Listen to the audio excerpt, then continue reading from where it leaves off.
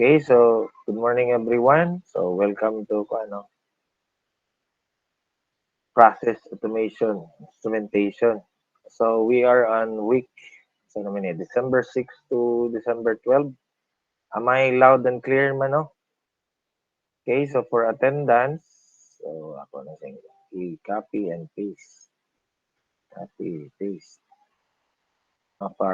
For the rest of your classmates, kamo na lang copy and paste sa chat box. Okay, so naana ta sa PID Loop controllers.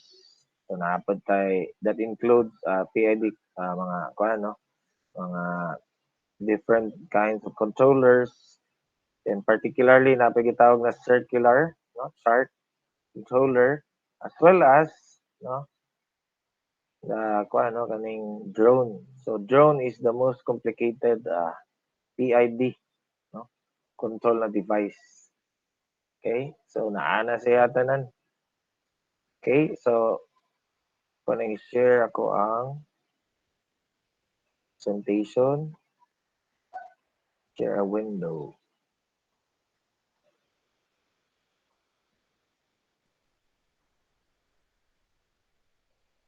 Okay, so makita naman siguro akong window. Okay? So, for those who have come to our class, laboratory class last Monday or Tuesday or Wednesday. So, technically we discuss level switches as well as this PID controller. So, we say PID controller, stands for proportional, integral, and derivative. No? So, di again natin makita itong algebra. We're going to look for the P. P. So, makita nimo that P is actually algebra lang. Then, pag I na gani na term, in PID, integration na, integral. So, pag D, derivative. Okay? Then, you have a set point here. Dayon, sum din sila tanan, input man na imong set point sa imong proportional, integral, derivative functions. And sum din siya diri. Okay, magawas na yung control signal. Now, pag ang process is say heating lang, PID heating na process. So, na kay sensor, thermocouple na RTD, and balik dahil sa imong loop.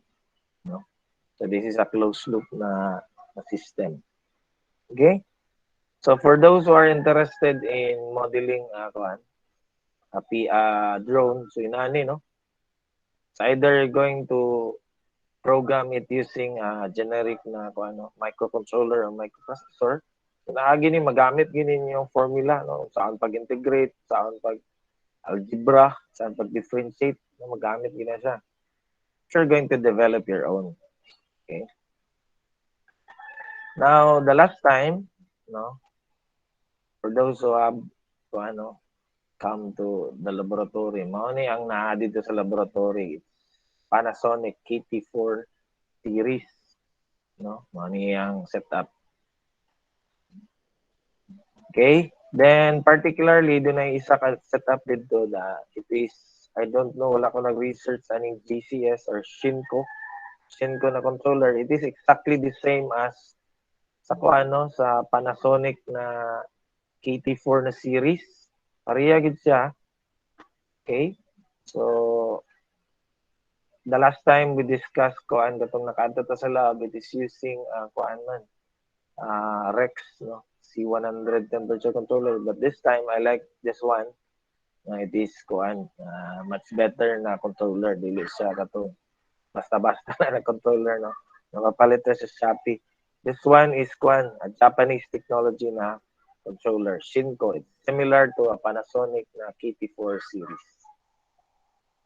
Okay, so the model number is GCS 33A/S/M C5W. So, sa'yo pasabutan na, how are you going to identify the type of controller based on the model number. So ang kining A di ay mao nang alarm type. So this time sa laboratory wala to nag-introduce og alarm kay wala man tay alarm tong correct. C100 this time I'm going to introduce alarm. Then S is for the non-contact voltage. So for this is for the SSR, na solid state relay. Then it has a 12 volts na output. Okay. Then alternatively, pwede siya R, no, relay contact, or DC current. Okay, for letter A. Dayon, for letter M, it's multi-range. So, kasabot, pwede siya thermocouple, pwede siya RTD, pwede siya DC na input. Then, it is operating at 220 volts AC. Pero kung naana siya 1, then it becomes 24 volts. Then, C5. Now, what I like about this model is na siya RS485 serial communication. So, siguro mag-post na lang ko video next year kung maabot na to ako ang RS485 to USB na converter. Okay. Dayon, W is for the heater burnout alarm. Okay. Okay, so mao niya ato ang kung ano, 1 ug 2 mao na to ang power supply. Dayon kaning 6 and 7 diri atong output. Then 8, 9, 10 is for the RTD, ang thermocouple or DC na input. Then hopefully kung moabot tong kuan makagamit ko ani ang RS485. Okay, then for the alarm 1, 3 and 4. Okay, so particularly kung katong gipictura na ko na kuan actual na kuan. So mao ra ni no. So iyang output is 12 volts, no? Positive, negative, 6 and 7. Okay, wala siya relay output. No, this is for the relay. However, na siya kaning relay output for the alarm. Then diri ang sa asa tong kuan sensors, no, the 8 and 9 is for the RTD. Then ang kato ding kuan na balik-balik na color sa either blue ba siguro or red. Diri siya no, kaning 9 of 10 same color because the 8 and 9 has the resistance. But for the thermocouple, iya is positive ang 8, then negative ang 10. Dili ang 9. Okay? So technically, we're going to wire it for a PID on and off output mode. So take note, on and off lang ha. So mara siya digital, 0 and 1. Or in analog na form, 12 volts and 0 volts. Okay? So manotice ninyo na sa 6 and 7, mo na yung output, no? I-connect na to sa ato ang SSR, solid state relay. Positive ang, nabali din yung connection. Gilawga, sorry guys. Nabali. Wala na ako nagbantayan da. So kaning 6, dapat sa 3 ni siya. Wala na ako ninaptel. So sorry. So positive, dapat sa 3. Then negative, dapat sa cross din ni siya. Hindi, atong i-correct din. Pwede naman siguro. Wala rin ako nabantayan.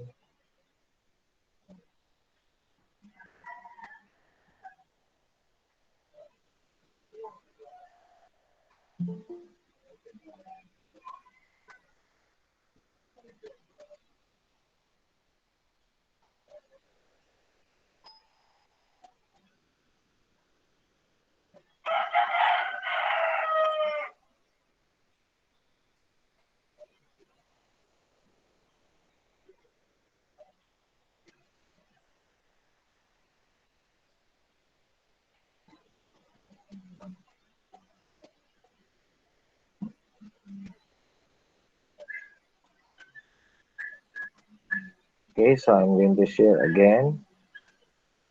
Share a window.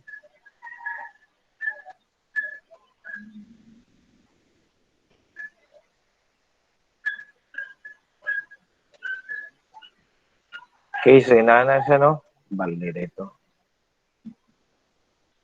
So, positive man ang 6, then ang 7 is negative. I-review na nato itong kanya. It's positive ang 6, and negative ang 7. Okay, so the positive is for the 3.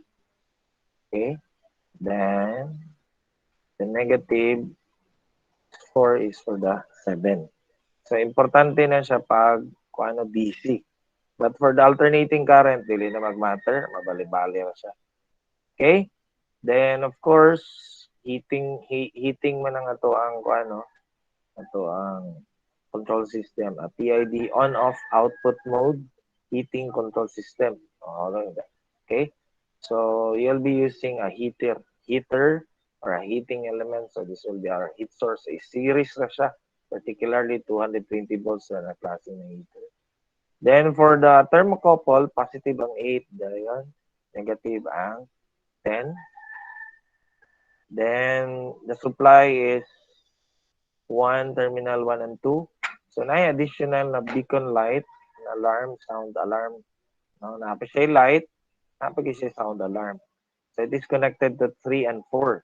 So, kung tanaw na ito ang diagram, ang 3 and 4 is contact siya, no, mo-short siya or mo-open. So, kung mo-short siya, so, kaniya to hang isa ka line 1 siguro sa 220 volts, musulod sa to hang beacon light, then pagawas din sa negative. So, mara na ang gidugang, no? And particularly, this is an on-off output mode. No? On-off siya. Okay? Now, kung mabantayan ni model, S siya, no? Kung S siya, it is for 12 volts na output. And ato ang SSR is 3 to 32 volts. So kaya rin niya. However, if it is an A, no, kung na siya A, so kasabot, current. So therefore, no, 4 to 20 ang iyang output diri sa 6 and 7. Kung kadumdum mo sa to ang proportional control valve, no, particularly the diaphragm pneumatic na actuator, ining na diri. So inani siya, no, nasa air supply na requirement that translates sa I to P, no, current to pressure na conversion, no, particularly from 3 psi to 15 psi. Okay? So diri mo sulod ang imuhang steam, no, or ang hot nimo na medium. Okay? So gipulihan lang ako diri 8, 9, 10. Pulihan lang ako 8, 9, 10, no, for the RTD para na pikilainan. Is a short circuit ng 9 o 10, ha. Ang naaray resistance sa katong nakaadto sa lab, ang naaray resistance is either red and either of the blue. Kaning 9 and 10, short circuit na, mga less than, ano siya, 2 ohms. Okay? So, same setup gyapon, nagyapon siya alarm. And ang kalainan lang, it's using a continuous output mode or proportional output from 4 to 20. So, it's either 0, 10%, 11, 12, and so on and so forth. Tama sa moabot siya sa 100%, which is 20 milliamps. So, ang opening po sa valve ni proportional po. Okay? Then, for kuan po, for an SSR, which is a little bit expensive for DC input na kuan, voltage, 3 to 34. So, napoy available na 4 to 20 milliamps. So, it becomes continuous gapon na output mode. Okay? So, hopefully, makapalit ko ani kung moabot tong kuan. Itong ako ang RS485 to USB. Kaya mag-graph man na to. So, makita na to ang difference next time. Na may pangutana. So, we go now to the SHIN code GCS33A/SM-C5W na programming, how to program. So, particularly, you focus on 11, no? Meaning up key or increase key, then 12, which is the down key. And kaning 13, ang uban na ni gagamit og set, no? Set key, but actually sa iya, it's mode. Pareharam ng set of mode. And finally, the 14 is the output or the off key. No? Makita mo yung symbol diya. Okay, so the first parameter, no, for the programming is you should select, no, able to select sensor type. Okay, so dapat mo adto ka sa parameter na na-sense, no. Though it's a 7 segment, di gid siya maka-form of, actually pwede man siya ma-sense, no. Iya po ng style na di na mo 5. So inani po ng Japanese siguro na technology, no. Okay, so these are the instruction. So you're gonna press and hold up down key for 3 seconds. Okay? Then you're going to toggle by pressing the mode key, no? Then kung kuan ka, type K, no, mo ni ang K murag letter T. Pag nakay point, isa ka decimal point, manang nakay point C. And so on and so forth for the different thermocouple. As well as the unit is Celsius. So lain po na siya na style. If you're going to continuously scroll up and down, napis siya Fahrenheit, including the PT100 or the RTD, including the AC and DC na input. Okay, so ato nang i-play ang video.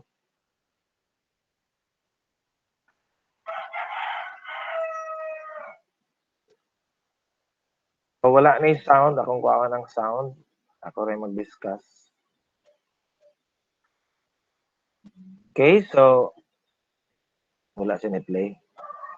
Okay, so I play again. Okay. So, amo post this sa pag mobalin ko. So, you turn on. Okay, naka-off man siya. Okay. Then, you press and hold up-down key. No? Okay, magawas din ng sense. This is sense. Then, this is type K na na decimal point. And so on and so forth ba to. Then, nada na siya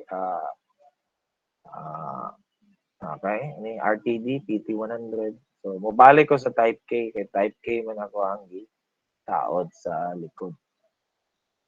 Okay, so up, up. Okay, up. Okay. Then you press the mode para ma-set siya.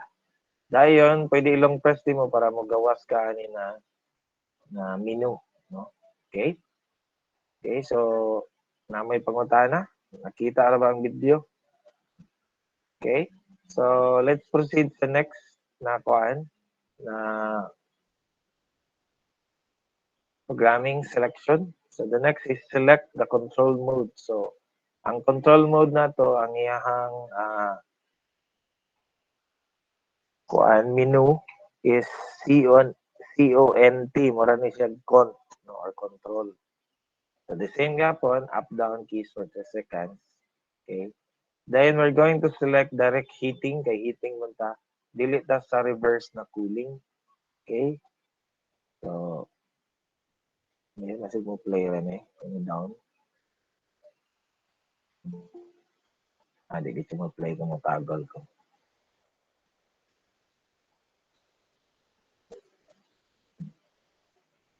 Okay, so makita ni mong sense.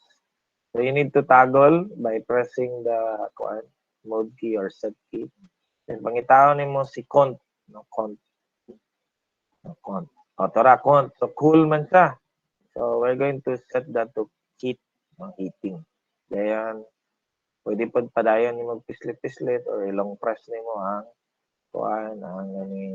mode key or set key. Okay, so na-set na nato. Then, next is select the set point. Set na itong set point value or SD. Particularly, kanilitang na i-display din na SD. So, ang process value na variable na to, ng red. The set point value is ng green.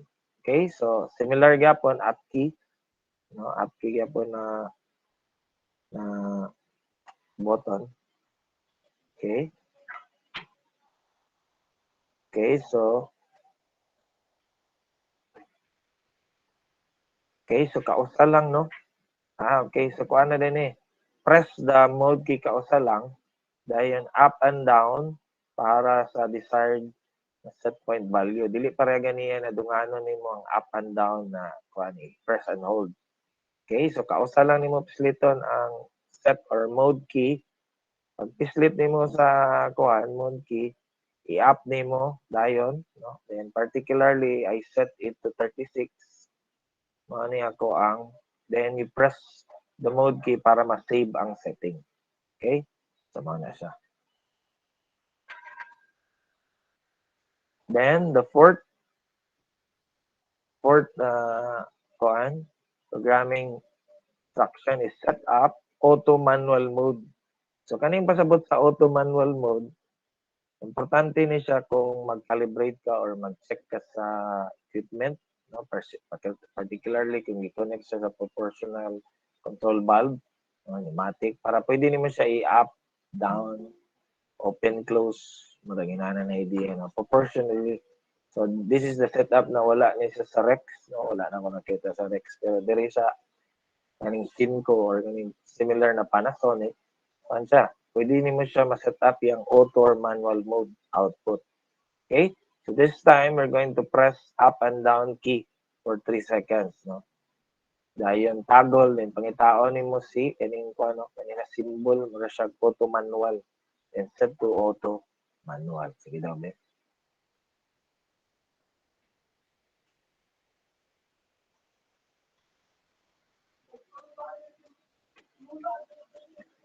Okay, so gidungan ang pislet. So gitagol na ko. Toggle. Okay, so until manalo tatong count.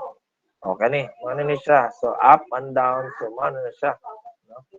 So auto manual set na. So naka to manual. Then manotice niyo, pag i-press na ko ning out or off key, pwede na ko ma-increase or decrease ang output niya. So from 0 to 100% na. So this is what is known as manual mode. Manual ni kay imo man manual adjust na imong output. Okay? So pag i-leave na nimo, it becomes auto. Okay? So pag mo accept na ka sa katong yang one. Okay, you press the off out output na key. No, dili na siya off lang na key, but dili lang off and on na key, but rather na po siya out. Slito nimo ni siya, mo toggle siya, no.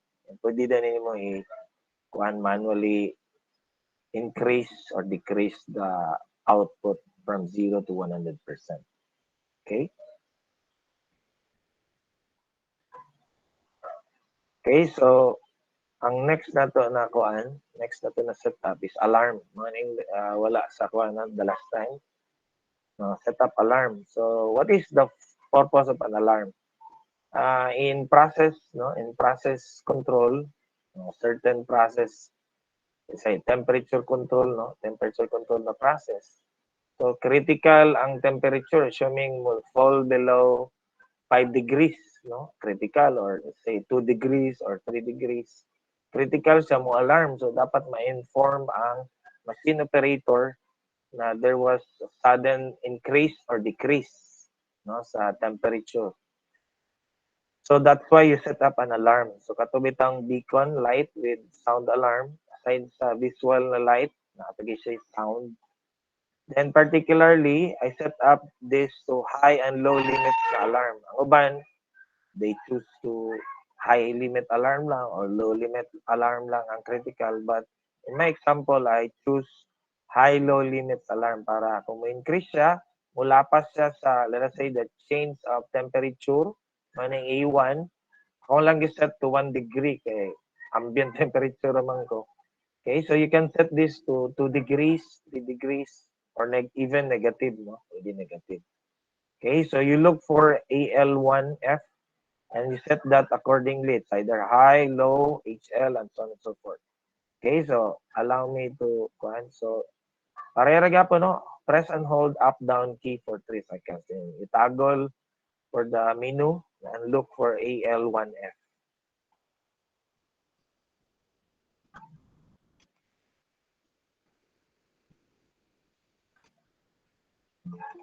Okay, so toggle na siya. Okay, so nakita na nako si AL1F. So I change it to high-low. Dayon, press the mode para mo i-set siya. Okay, long press ba ka na ko na. Okay, so nagawas na siya. Dayon, at doon na pa din ka sa up and down. Up and mode, no? Toggle. Para makita niyo si A1. Okay, so ang bantayanan aning Panasonic or kuan Shinko is nasa yung mga 3 different na mga subgroup, no? It's either the up-down key or the up mode key. So tanawon ninyo na kay thermocouple diya nag-alarm na siya, no? 37 ilapas siya og 1 degree as set by A1 which is 1. So nila nag A1 nimo nag-alarm na kung gibutangan ta to og beacon light with sound alarm ingog siya. Karon ibaba na siya sa 36 So there is a certain delay siguro no before siya ma-turn off ang alarm. Ano na to ang alarm, nawala na siya. Karon, ako ning ibutang sa tubig no, ang thermocouple para mobaba siya sa 36 no. Dapat mo alarm gyapon siya kay below man siya by 1 degree difference. Ano pasabot sa change of T no. 35 ani alarm na siya. Okay? So again, no duwa na siya ka tulo ni ka klase, up down key na ilong press, either up and mode key na ilong press and down and mode key na ilong press. So sa kung maglibog ka, magitaan lang kung asa siya no. Inani pa niya style, tulo ka different na sub groups no, sa pag-program. Then the next is katong gi-discuss ato the last time is upon during the calibration there is correction involved in terms of the temperature or offset or bias value. So sa Panasonic or sa kaning Shinko, dito ka mo adto sa kining gitawag na kanina symbol no siya S sub O. Okay, so it's for sensor correction. So this time, ang atong i-press is hold down, so down na ni siya. Down and mode key dugan. Idugang ang dislet. Okay.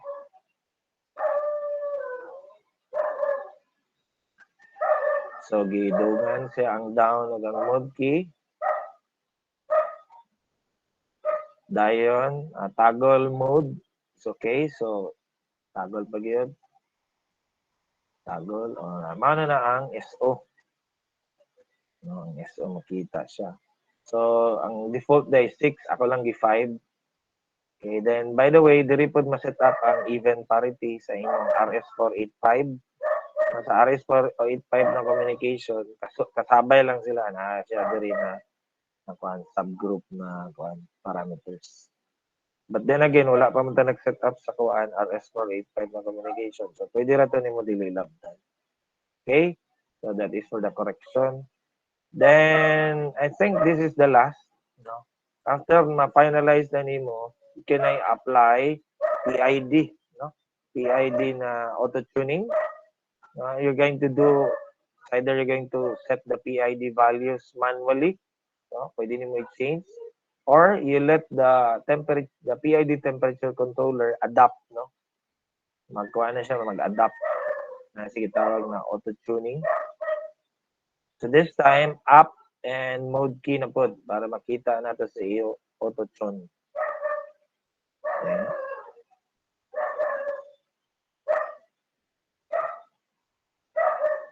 Okay, so si mode and up key. Okay, so auto-tune na yun. Then ako sa i-bypass, kita niyo si P. No? Pwede na niyo adjust. I, ano yung mga constant na value D. Okay, so pag i-auto-tune na nimo, automatic na yan niya ipang adjust accordingly ang value sa PID. That is what is meant by auto-tune. So, i-up lang na nimo. Okay, pag-set na nimo, blink-blink na ang 80. As long na naka-connect na siya sa imong control system, ang heating element nimo, the sensor, mag-adapt na siya. It will take siguro based sa katong observation ako during the last time na naggamit sa lain na section is mga 5 minutes siya mag-adjust or siguro 2 minutes para stable gid siya.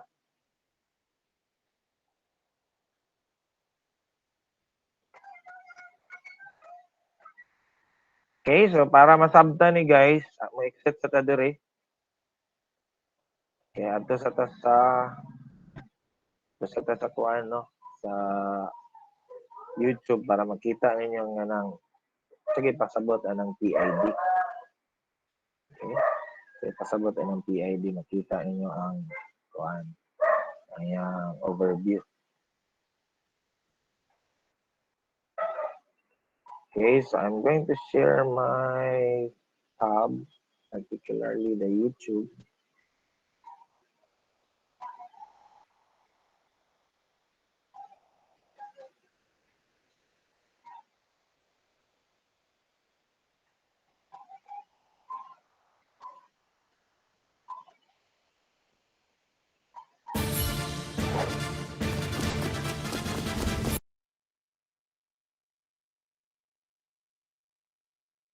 Welcome back, and thank you for checking out this latest video brought to you by RealPARS. Today, you will learn about PIDs, specifically what they are and when do we use them with automation and PLCs.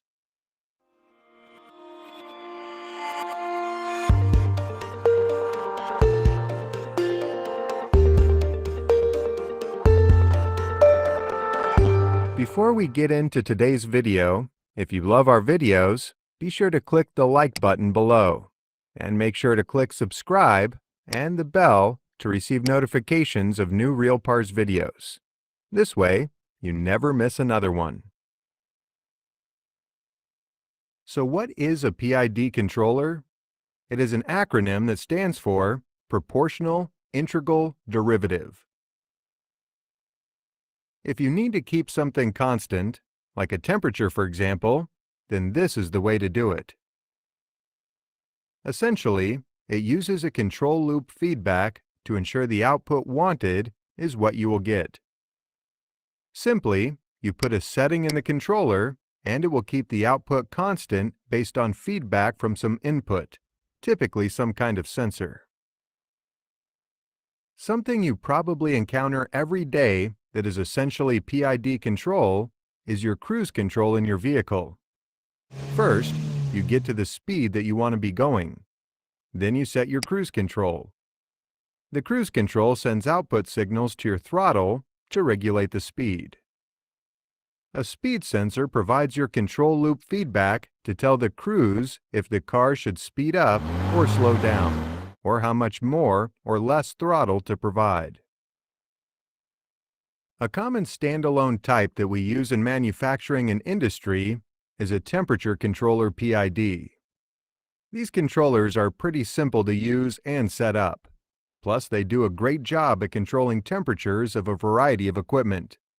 Let's take a look at how they work.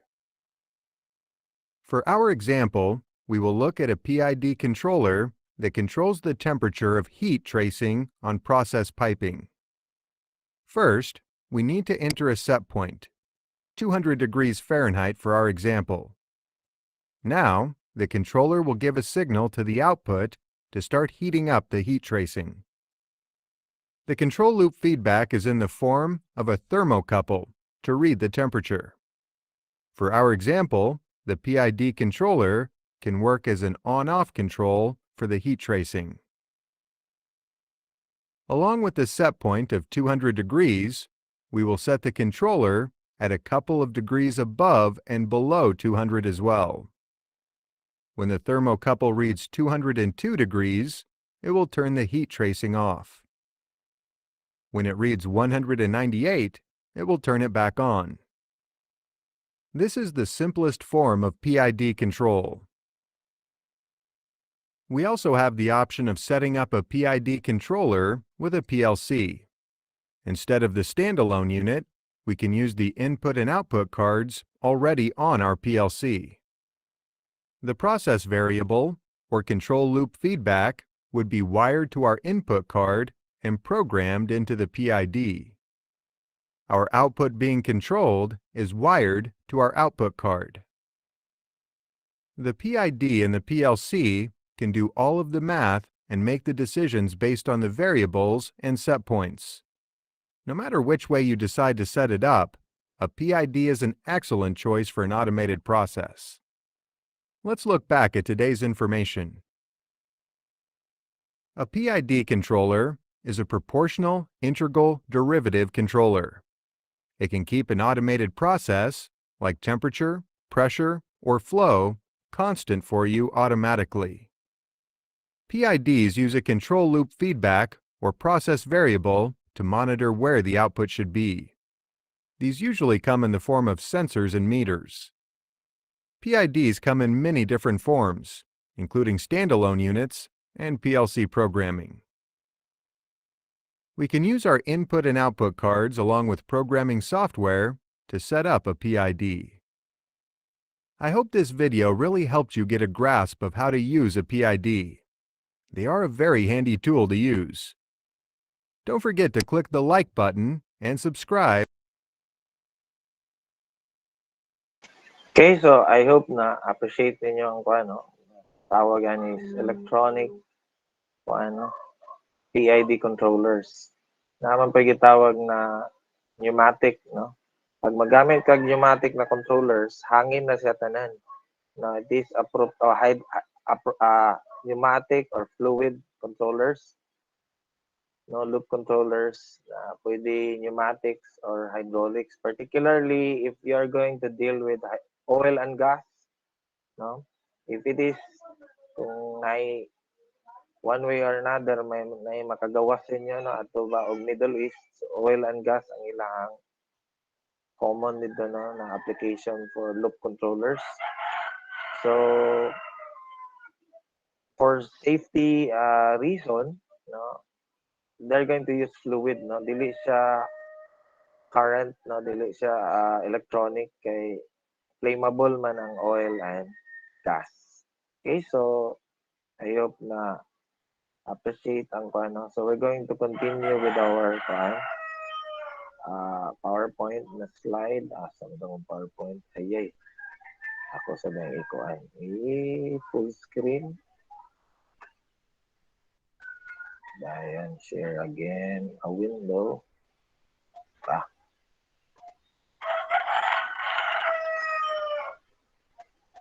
Okay, so katong setup na to ganiya, no, even sa laboratory, commonly used in kung ano kaning mga gitawag nila na retail packing. So pareha nang mingon kag kape, ano na pareha na, no? Gagmay na kape, retail na siya. Pero pag sinako na siya mga 50 kilograms, manual na ang pagkuha na pagtimbang, no? Kani diri kuha na siya volumetric ang kuan ang ang pagkuan pag measure, no? Dili siya by weight. Okay? So manotice ni pod nimo, this is another example, no? Ang uban gagamit og Omron na temperature controller, ang uban gagamit aning Delta, no? So regardless kung unsang imong temperature controller, nani ra gina usual na setup, then it will be using a flat heating element or a flat heater. Okay, para sa kanang pagpaak bitaw niya or pag-seal niya per kuan per sachet. So ang input na niya naka-coil siya, no?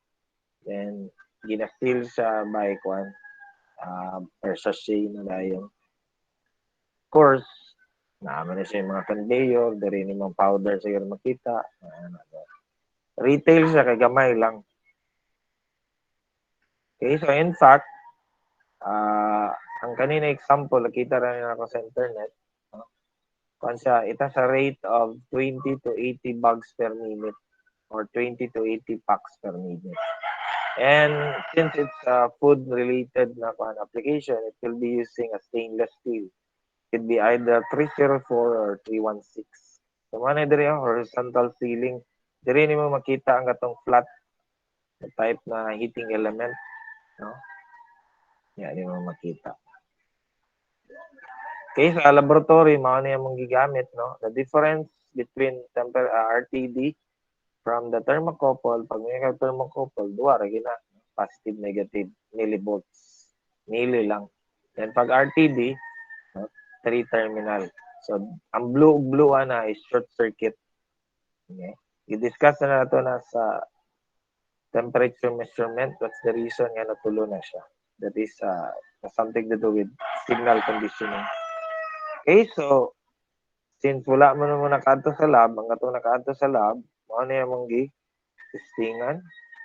Okay, so this is the solid state relay. Then this is the REX, no, REX, the temperature controller. Then ang atong heater is the water heater. Instead na i-series siya diretso sa imong output or AC output terminal sa imong solid state relay, naggamit lang ko og kaning extension wire. Ako lang giputol ang isa ka line para ma-series siya. Okay, para mainit ang itong heater. So, there. I'm going to play now. So, manotice niyo blink-blink siya. That's why it's using on and off, no? Na output mode. And the set point is, I guess, 19 siya. By the way, this is using Shopee na ano, na temperature controller. Mapalit na naman less than 500. Including na ang thermocouple. Ganina thermocouple, appeal na. Okay? So, nga na siya ka-simple, no? The idea there is you should know how to wire and you should know how to program. Okay? So, nga na siya. And this time, it's using a Rex C100 na temperature controller. Okay, so since dili man tanan nakaadto sa laboratory, so ako na lang po ni-explain gamay, no? Rex C100, nasa model diri makita. Yun mo ni ang diagram sa likod niya ng mga terminals. Okay? So, the same gyapon sa katong Shinko or Panasonic, no? KT4 series, you need to follow a certain mga codes. But in this type of code, it's using F. So F is kung siya heating. Reverse gani, pasabot heating. Pag direct, it's cooling. Then it's type K, so that's why it's K. Okay, dayon V. The V is voltage. So voltage pulse. So kung ano siya, SSR, solid state relay. Dili siya relay contact na type. Then what else? It's DN. So something D. It's band alarm. So, maning pasabot itong high and low. Pareha ra gyapon. Pwede siya band alarm. Pwede po sa kaning high or low lang, no? Process low alarm or process high alarm. That, in this particular one, sa alarm 2 niya, I don't know kani, murag wala ni alarm kay, wala ni alarm. So, napalit na ko, wala siya alarm na terminal 6 and 7 is absent. So, later kung magamit mo, no? Sa inyo alang balay baka or sa inyong kaila, you always check, no, the product number para makabalo mo ang sining ginapalit. Kani pag yun, wala ni siya ay RTD, ito yung couple lang. So, 9 o 10 lang ang night terminal. Kani raw, 9 and 10. Kani wala ni siya. Kining 1 og 2 is for the 220 volts sa supply. Kining 3, wala gyapon. So, the 4 and 5 for the solid state relay. Same man sa connection ganiya, no? Dayon gina-series lang ang ato ang heat source. So kung extension wire ni, ang kaning extension wire ni dire ana, water ni mo putlo ni mo sa ka-line, and dito ni mo butang ang kuan. Dito mo ang outlet, no? Para dire lang ka magsaksak para naka-series lang siya. Okay? So thermocouple iapod dire sa 10 o minus ang positive. 10 ang positive, 9 ang negative. Okay? Inana lang siya. Okay, so kung kalit-kalitan ni mong tanaw, inana sa likod. So mga na ang sa thermocouple, mga na ang sa supply, and mga na ang sa kuhan. Kita ni mo na sa positive, negative sa mga solid state relay. And of course, the solid state relay. Then ang kanina na yung heat source ni mo, it is connected sa outlet. Nag-series sa pwede mo sa mga solid state relay kay mag-on and off man ni na mode. So, switching on, short siya. Kung mag-short ni ang duha ka terminal, there is the 20 volts. Pag open, there is 0 volts. Nanara, on and off. Okay? So, ako na lang po ni-introduce. So, unlike sa uban ng mga temperature controller, nasa initialization, initialize mo the set factory setting para di na nimo tagsa-tagsaon og change ang different parameters. So, diri is press and hold niya ang set o ang shift. So, kani set and shift. For 3 seconds, dayan i-encode nimo sa COD ang 911. Dito, tanaw na to. So, long press, press and hold. So, gawas ng COD, dayan, i-shift, no, accordingly kung asa na decimal place. So, 9, i-shift na po, dito siya. So, 1, dayan, siya, 1. So, ayaw din i-press ang set. So, ma-reset na din siya. Mga erase to tanan, ang mga changes, it will restore to default na value. Okay, dayon the next na kuan, the same gyapon ganiya, you should able to select the sensor type. No? Mao gyapon press and hold set and shift na key. Then particularly you look for the code this time is 001. Then you look for SN or sensor. Then atong pilion type K. Nani ang symbol sa type K. Ang sa Panasonic kay letter T. Or siya letter T. Okay.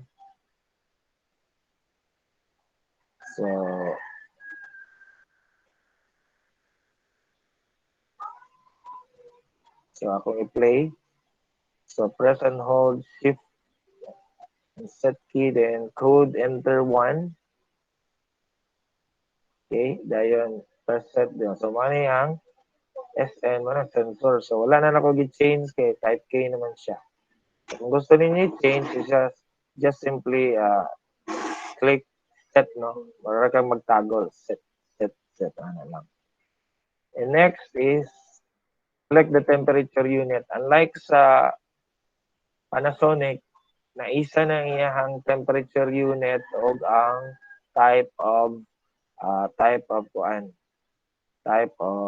sensor, no? Sa thermocouple ba, RTD, and so on and so forth. But dere, and for some other temperature controllers, separate ang pag-change sa temperature unit.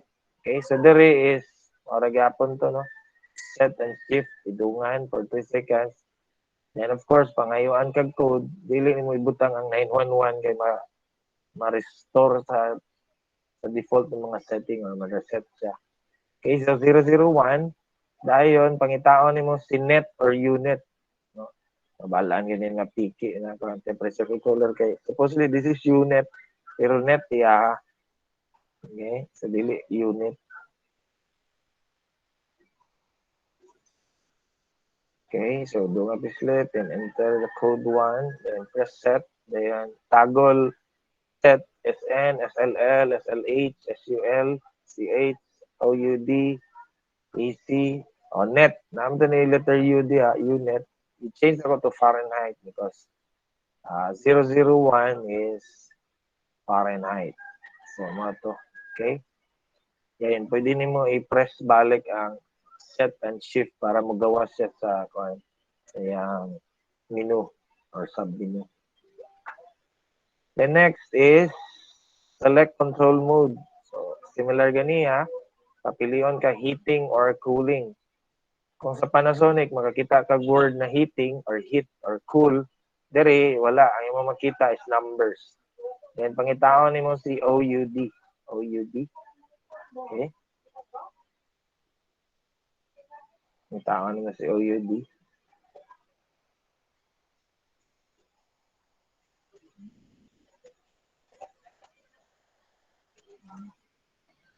Okay, so toggle. Then magkita nimo si OUD.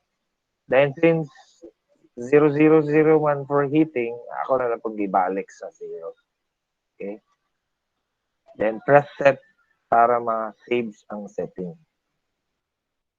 And next is followed by output mode. So just like sa itong explain ganiya, no? Pag on-off siya, manang switch na mode. No, such as relay output, no? It's either 12 volts ba siya or relay contact. So it's digital or switching mode, no? Output mode. Pero pag current, no, for the 20 milliamps, it is continuous siya. So this time, ang pagintaan na to si OUK. Si OUK siya. Actually, ang bottom line na yan is you read the manual para makita nimo kung sa meaning sa mga different na mga codes. Okay, code 1 and press set, then toggle set until makakita tag OUK. Actually, sa letter K, no, kaya naman ka-form of ay, sipyap din eh. Dapat this is OUK. Okay, but anyway, nasipyap ko kuan. Basta mawala itong idea, no? Kung na K ni siya, or murag K, zero gyapon nimo siya. Actually duol na siya. So nato nasipkat ko sa video.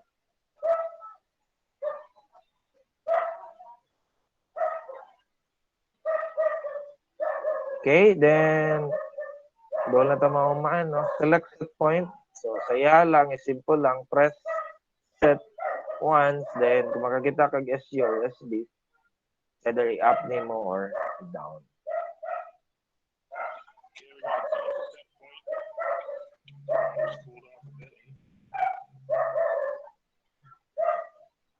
Okay, so inato ra. Iya kay either up or down.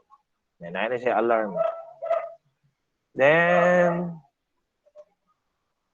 lastly, no? Maging yung pinaka-last, the auto-tune. Nag-explain naman ako ni ganiya ang auto-tune.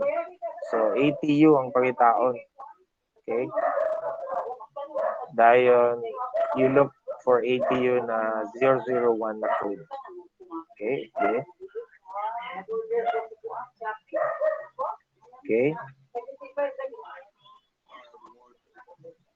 So,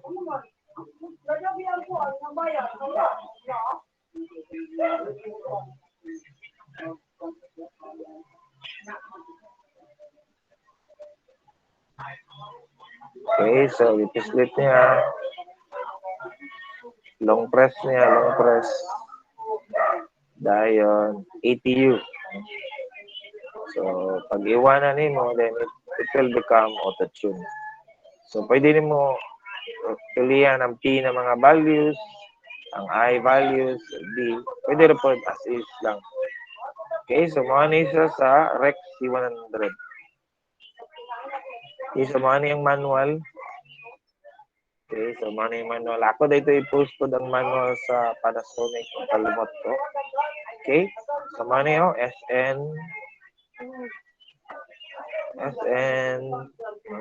then OUD, OUK, dayon unit.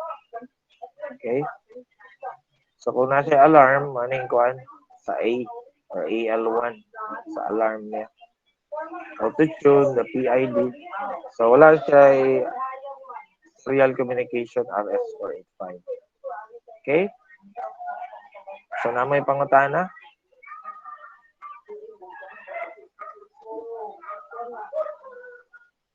Na may pangutana, guys. Okay, kung wala may pangutana. Sir. Okay, na may pangutana? Kasi pangutana. Ay, wala na, sir. Wala. Ako na lang pong i-continue tong kuan. Ito, basig di na ako ma-discuss. Ang kaning kuan gitawag na kuan dryer. Dryer na kuan na machine or equipment. Okay, so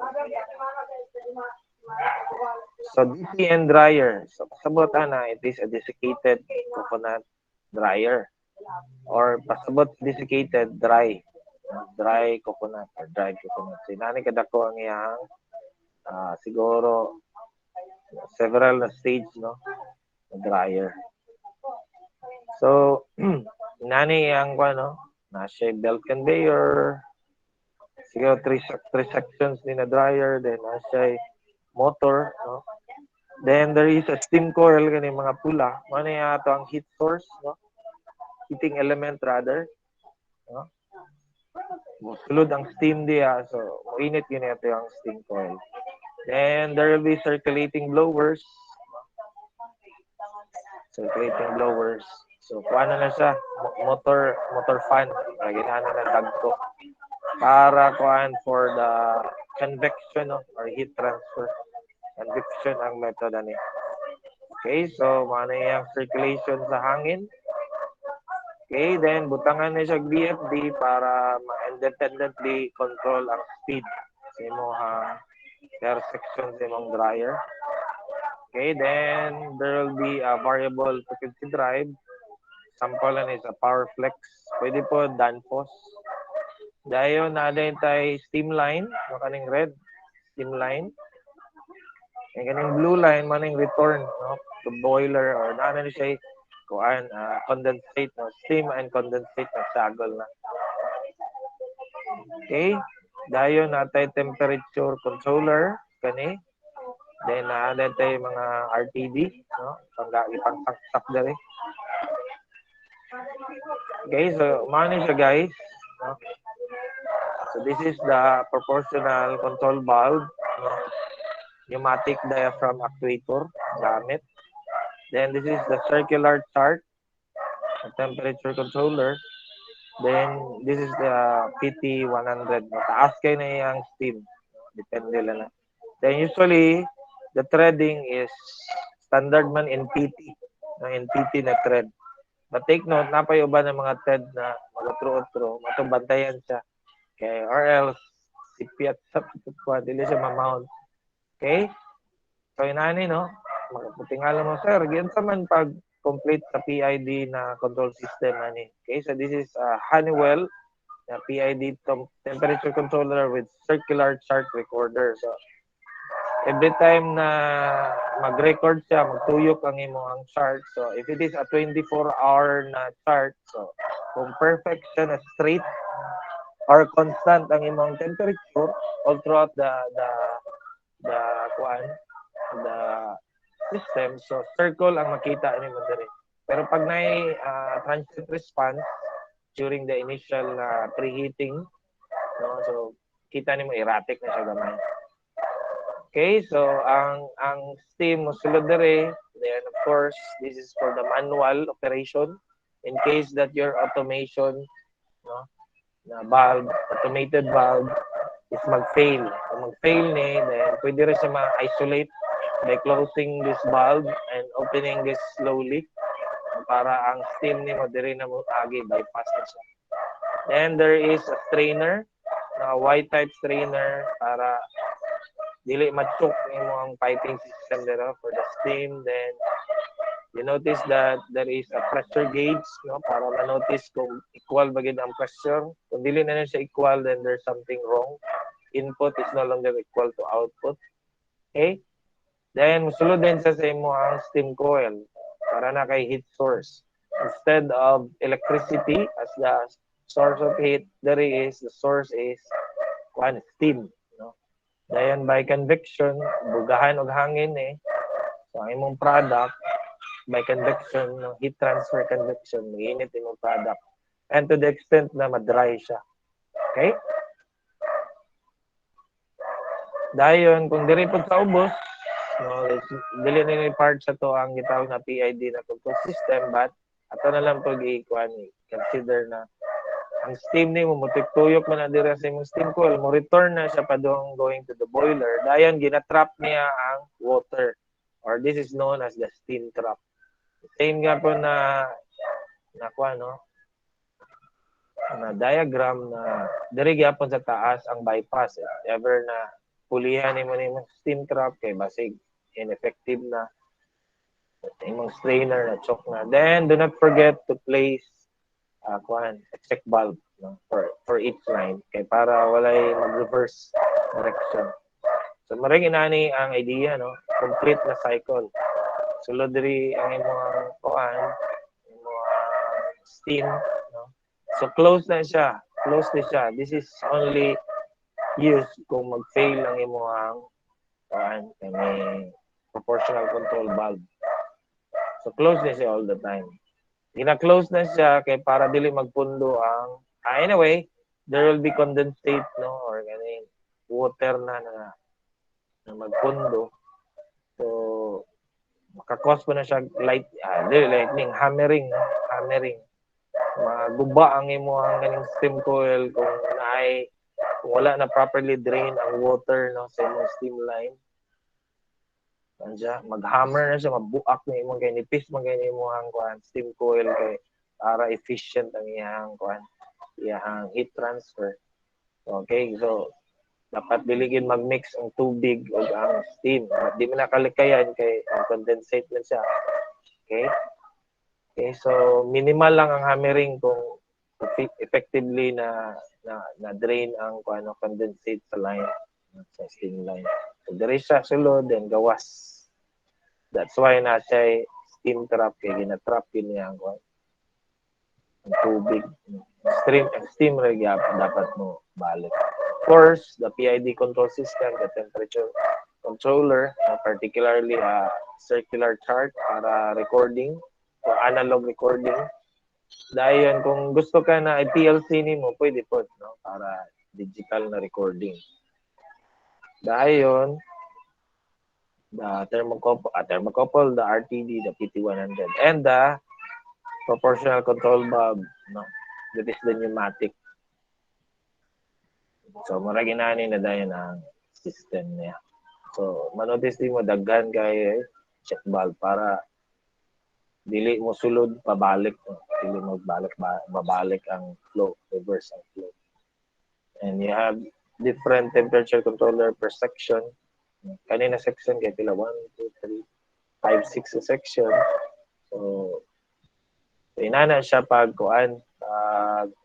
itawag na siya semi-automatic. Pero kung fully automatic na siya, it will be converted to a PLC system para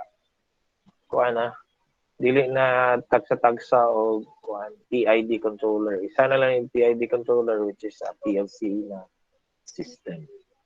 Okay, so may pangutana. Let's proceed sa katong last na video, which is the drone, no, para makita niya si drone. Saka complicated si drone. Share a tab. Kapit at man.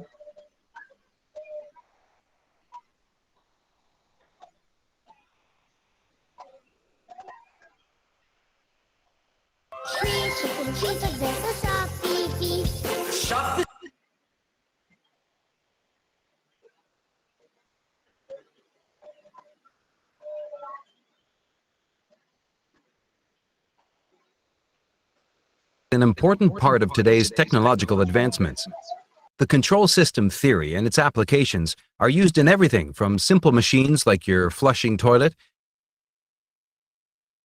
to complex systems like an electric car or even the International Space Station. In fact, electric cars are nicknamed computers on wheels due to the crucial role the controllers play in governing their performance. In this video, we will explain the fundamental concept of control theory using the example of a drone. A control system is basically a collection of mechanical and electrical mechanisms that operate together to provide a desired response. A quadcopter drone consists of 4 rotors attached together in this fashion. The rotation of the propellers generates an upward thrust. Each individual rotor's speed can be controlled independently, thus paving the way for accurate direction control. Many different sensors are required to measure the drone's position and orientation. Some of them include an accelerometer, a gyroscopic sensor, flight cameras, timers, and so on. The drone can achieve translational motion in 3 axes, and it can rotate in 3 dimensions: roll, pitch, and yaw. Let's consider the scenario of a drone hovering. Your aim is to keep the drone hovering steadily as shown. For a drone to hover in the air, the upward thrust must balance the downward pull of gravity. Additionally, the net torque should be 0 to prevent it from spinning. That's not all. The translations and angular velocities in all 3 directions also should be 0. Let's see how the control system is applied in action. This drone was hovering in the air happily when suddenly the wind blew and the drone tilted as shown. The drone's smart controllers have to get the drone back to its normal angle, but the question is how? Let's freeze the scene at a particular time when the wind is blowing. Here, we're considering a change in just one angle for simplicity of analysis. Using a few sensors, the drone can measure its speed of rotation, its direction, and its angle. The sensors then feed this data back to the system. The angle theta is the error with respect to the horizontal axis of the drone. In order to successfully reduce this error, the propellers should produce a torque opposite to the angle. When the left and right blades spin at different speeds, the propellers will produce a different force and torque. The controller has to find suitable values of propeller forces throughout the restoration process. You can see that by the end of the restoration, the propeller forces become equal. Using a simple force analysis, the forces that the left and right propeller pairs have to produce can be connected to the angle as shown. Don't worry if you can't understand all the variables in this equation. You just need to understand that the force values should vary with the error angle. However, this problem is not solved simply by making the error angle 0. You'll have also to make sure that the angular velocity of the drone at 0 degree is 0. If the angular velocity is not 0 at the 0 angle, the drone will rotate in the opposite direction, as shown. Let's plot the angular velocity that the drone has to follow in an ideal restoration process. Initially, due to the wind, the drone had an angular velocity, as shown. This velocity decreases slowly due to the torque produced by the propellers. After some time, the velocity will reach 0 and then go negative. It is during this period that the drone starts to journey to a 0 angle. Like we explained previously, as it approaches the 0 angle, the velocity also should become 0. This means the previous force equation we derived should follow the constraint of this graph throughout the solution. This is not an easy equation to solve using calculus, which is why Laplace transforms play a crucial role. The Laplace transform of this equation yields very simple polynomial terms, which solves the equation with ease compared to the differential equation. In our case, we will be able to find out how the forces should vary with time. Laplace transform is a mathematical operation which converts a signal that lives in the time domain to the frequency domain.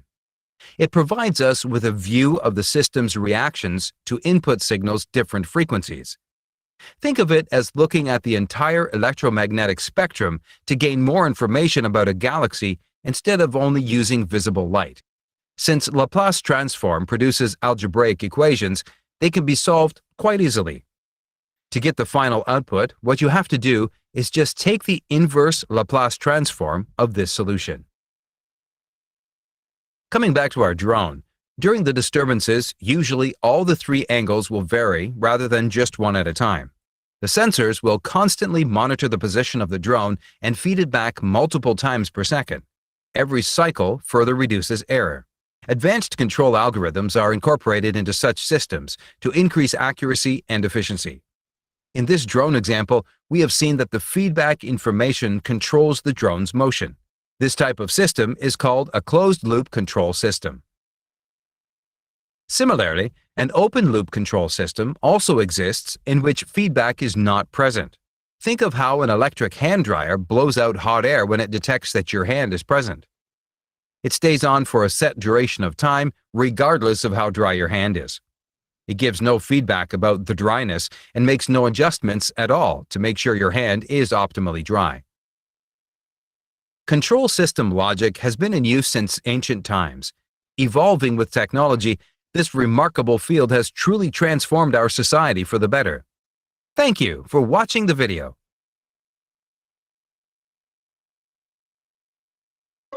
Okay guys, so that concludes our lecture for today. I hope na I don't know kung kamo ba to na batch during my programming, no?